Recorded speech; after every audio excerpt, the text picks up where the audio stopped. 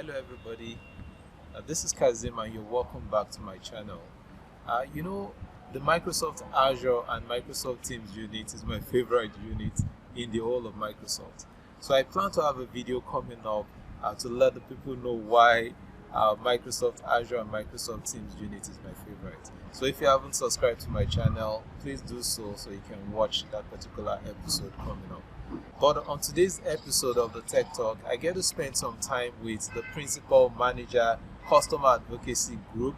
That's Microsoft Teams Engineering, Karuana Gatimu, where we're going to be discussing collaboration, why collaboration is important, the future of collaboration, and other cool stuffs around Microsoft Teams.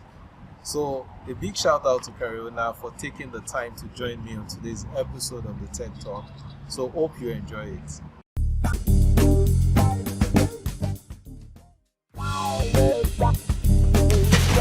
Good morning, good afternoon, good evening, depending on where you're joining us from today.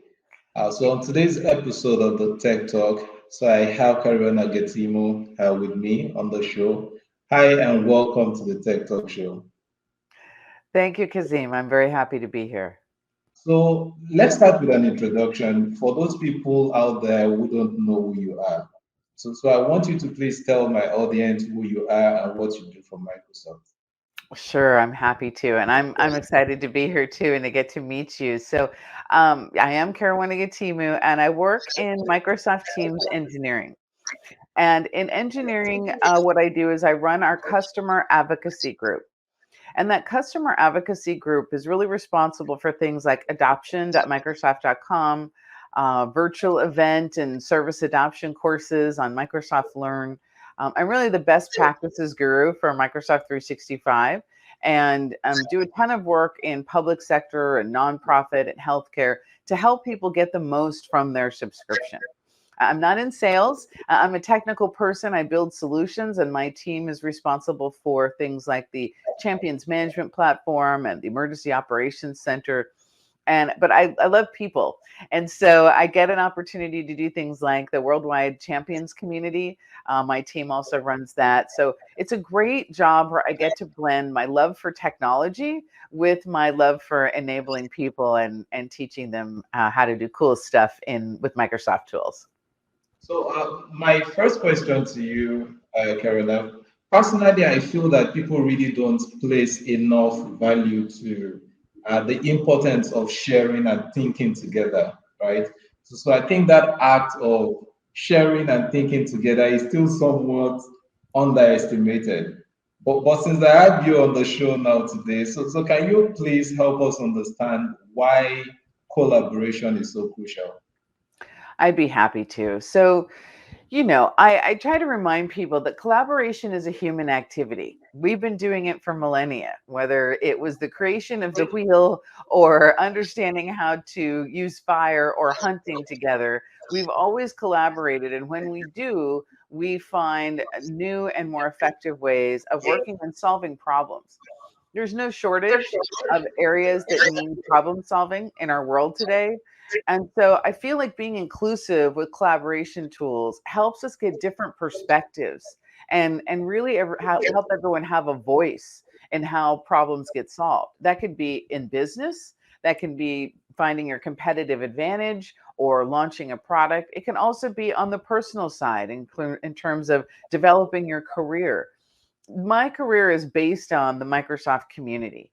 Meeting people in the SharePoint community, being involved in the tech community has really transformed my life. I do not have a degree in computer science, but I ended up with this awesome job doing great product innovation and working at one of the, I believe, greatest technical companies in the world. And that's because of collaborating with people I met in the community. So both on a business perspective and on a personal perspective, collaboration is a competitive differentiator. Companies that do it well have better returns in their results. So it also affects the bottom line. There are some challenges and barriers that prevent people and organizations from collaborating effectively. I know you do a lot of talking to customers, right? And you get feedback from your team. Yeah. So, yes, from what you have found, talking to your team members and customers, what are some of these challenges that people and organizations have, and how do you see Microsoft Team bridging that gap now? That's an excellent question. When it comes to the challenges to collaboration in my world, there's really three. The first is about people. It's about trusting each other with our work product. Sometimes people feel nervous about trusting and sharing decision making or sharing work before it's finished, things of that nature. And it's really about the relationships you build in your own organization. I find companies that have these trust issues tend to use Microsoft Teams only for personal chat. They're not really using the Teams as much, the conversations in channels, or some of the other features for project planning or document sharing that are so readily available in Microsoft Teams. You need to trust the people you work with. So that's the first issue.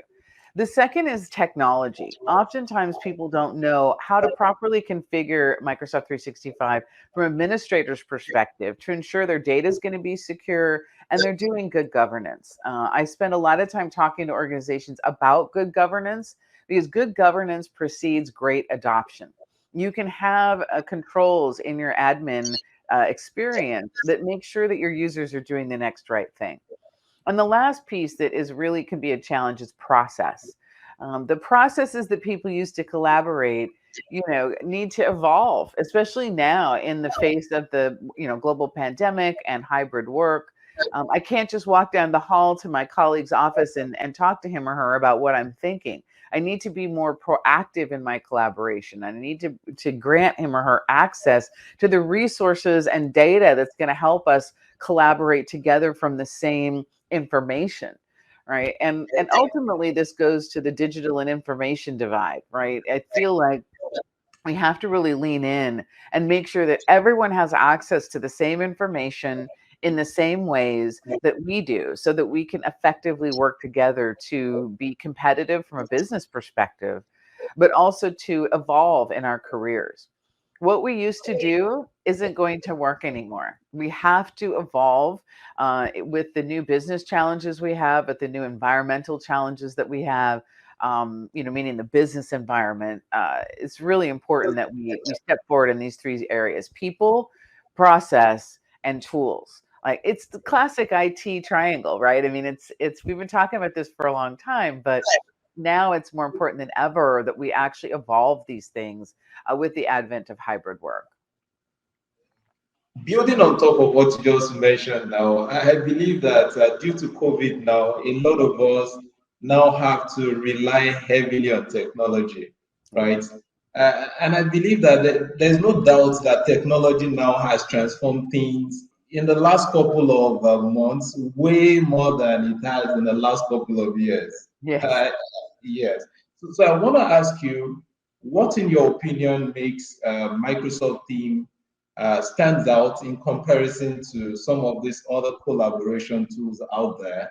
And what do you see as some of these core capabilities of Microsoft Teams that aids a seamless collaboration and communication that you probably would like to share? Yes. Well, obviously I work for Microsoft, so I want to call it the fact that I have a bit of a bias. But at the same time, in my personal life, I use a lot of different tools. And the thing that makes Microsoft Teams different is its ability to be a true center of gravity for collaboration. It supports document sharing. It supports things like lists and planner and to do so that you can track tasks. You have the ability to do automation and automate simple things and repetitive tasks with Power Automate. The entirety of the Microsoft ecosystem can be surfaced and integrated into Microsoft Teams. And it's this platform capability, along with our meeting innovations and our ability to do the basics of core collaboration, that make us different. But there's one more thing, and that is the fact that Microsoft really does run on trust. We put a tremendous amount of effort into making sure people have a secure collaboration experience, whether that's on the web, on your mobile device, or on our desktop applications for Windows or Mac. And so I feel like this security that we do, the work that we do around data governance, the work that we do around governance of policies and what have you, is really the differentiator for us. I don't believe that anybody has the kind of stack that we do to be able to solve some of these collaboration problems. But at the end of the day, what really makes Microsoft different is the people I work with. I have to say that I've never worked like I worked at the beginning of this pandemic in 2020. It was a really life-changing event for me working inside of Microsoft when literally the entire world onboarded to our service. It felt like almost all at once. And that was a huge effort that we all had to collectively do to make sure that the services could respond to that kind of demand in that sort of a really global emergency. And I was so deeply moved by the dedication I saw in my colleagues. People sometimes make fun of Microsoft because we, sometimes ship our organization chart, like not everything always works together the way you might want it to. But in that situation, everyone worked together the way you would want it to. From the Azure people to the Teams engineering group to the security monitors, like everyone. And that's really what I think is what makes Microsoft different. Our people are top notch. They're dedicated. They believe in what we're doing. And there's really nothing more important than making sure that our customers, and people around the world have the right outcome with the things that they use. We don't always get it right. Like we've always got room for improvement. I mean, I get that, and I'm humble about the things that even Microsoft Teams needs to continue to get better. But I really was so impressed by the work that my colleagues did and being right there in the heart of that transformation. By the way, we used our own tools. I was the lead of the Teams coronavirus group, and we used Microsoft Teams to keep ourselves together, to share information quickly, to share documents. Policies and situations were changing. We managed incidents in there. It was just, we could not have done what we did without our own products. And that really convinced me that everything I had believed about Microsoft Teams was really true. And being able to bring all the other parts of Microsoft 365 into Teams to have that cohesive experience made all the difference in the world. So, I'm very pro Microsoft, but I realize there's lots of tools out there. And if other tools work for people, that's great. But I think that we have the most powerful stack in the most trusted environment in the world. So. I'm happy you mentioned you also have some technical background, right? Yes. So let's touch on file storage a little bit, right? Because each time that topic is being brought up, that's file storage or cloud file storage, some people seem to get it a little bit confused. That's trying to differentiate between OneDrive, SharePoint, and Teams, Yes. right? So can you help us with the relationship? What's the relationship between these three? And when is it best to use each one of them? Yes, I will happily do that. So we have some best practice guidance about this out on adoption.microsoft.com. But in a nutshell, Teams is the center of gravity. It is the place that you should be going to have all of your collaboration activity. You can have one-on-one conversations, group conversations, or more broad conversations within the teams you create in Microsoft Teams. SharePoint is the file storage, the content management service that supports file storage in Teams. So when you get a team, you are getting a SharePoint site. They are integrated together incredibly closely. And, a fun fact is the same gentleman who runs Microsoft SharePoint, who created Microsoft SharePoint actually, Jeff Teeper, now also runs my group, Microsoft Teams. So the same executive is responsible for both SharePoint, OneDrive, and Teams. OneDrive is the place that you want to store your kind of work-related personal files. So everybody has documents, like maybe I'm writing some notes I want to go over with my boss. Maybe I'm writing a document and it's just me working on that document. I store those documents in OneDrive. If I have just a couple of people that I want to share that document with before it gets ready to be moved elsewhere, I can share it from OneDrive as well. But the minute it needs to go more broad than that, the minute that I need to share it with the broader team, I'm saving it into the files area in Teams, which is also SharePoint. Now, there's another use case for SharePoint that I don't want people to forget, and that's their modern intranet, right? And intranet is still very important in the world of Teams, and that's where Viva Connections comes in. It brings that intranet, that one-to-many publishing experience inside of Teams so people can get to it easily. And that's another huge power of SharePoint is this ability to communicate broadly across the company. And even if you have 10 or 15 people, sometimes, everybody still needs to know what is the time off policy, right? How do you get new equipment? How do you file a ticket for support? Even in a small company, you need these pieces of information that everybody needs to have access to. And those sorts of SharePoint pages are perfect to bring inside of Teams.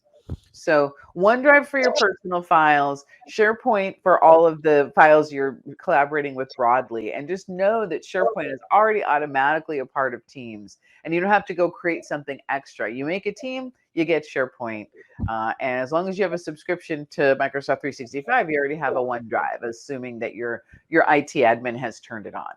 My last question for you is around your vision, right, for what you see as the future of collaboration.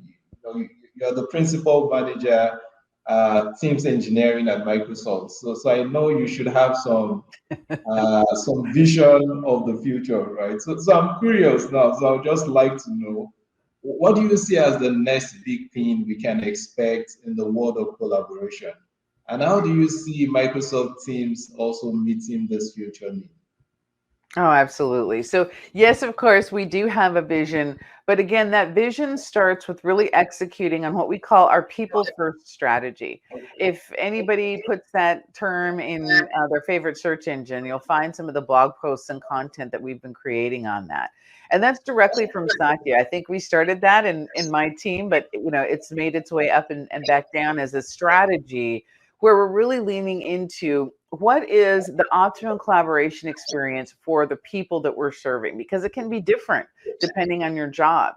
If you're an information worker and you sit at your home computer all day long, that's very different from being out and about in the field as a service worker or different types of personnel. And so we're really looking to make sure that whatever industry you're in and whatever type of worker you are, you're having a great collaboration experience that's secure and elegant. So that's number one, that people first approach.